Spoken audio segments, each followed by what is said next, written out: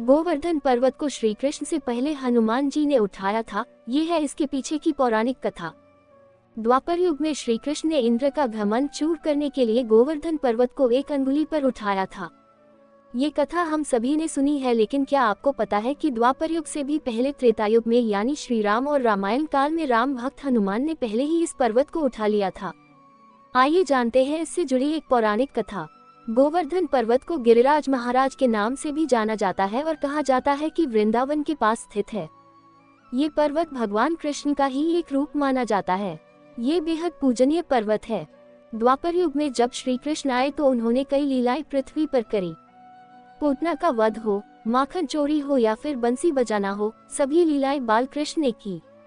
ऐसे ही जब इंद्र अपने अहंकार में चूर हो गया था, तब कृष्ण ने एक अंगुली पर गोवर्धन पर्वत को उठाकर सभी ब्रजवासियों को उसके नीचे सहारा दिया। लेकिन श्री कृष्ण पहले ऐसे नहीं थे जिन्होंने इस पर्वत को उठाया हो। उनसे पहले त्रेतायुग में हनुमान जी ने भी इस पर्वत को उठाया था। आइए जानते हैं इस कथा को। ये घटना रामायण काल की है, जब श्री राम और उनकी सेना को लंका जाने के लिए अथाह समुद्र को पार करना था। इसके हल के रूप में श्री राम की सेना ने समुद्र पर एक पुल का निर्माण किया, जिसे राम सेतु कहा जाता है। इस पुल को बनाने के लिए बहुत सारे पत्थरों की जरूरत पड़ी थी। जब हनुमान जी को पता लगा कि पुल के निर्माण के लिए पत्थर चाहिए, तो वह अपनी विशेष शक्तियों के सहारे हवा में उड़कर हिमालय की ओर चले गए और एक विशाल पर्वत उठा ले आए। हालांकि वापस आते वक्त उन्हें पता चला कि पुल का निर्माण हो चुका है, इसलिए उन्होंने पर्वत को वहीं छोड़ दिया।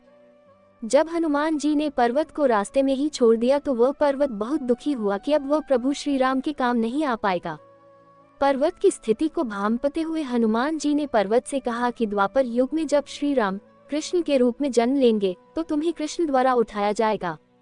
वह पर्वत जिसे हनुमान जी ने रास्ते में छोड़ा था गोवर्धन पर्वत ही था।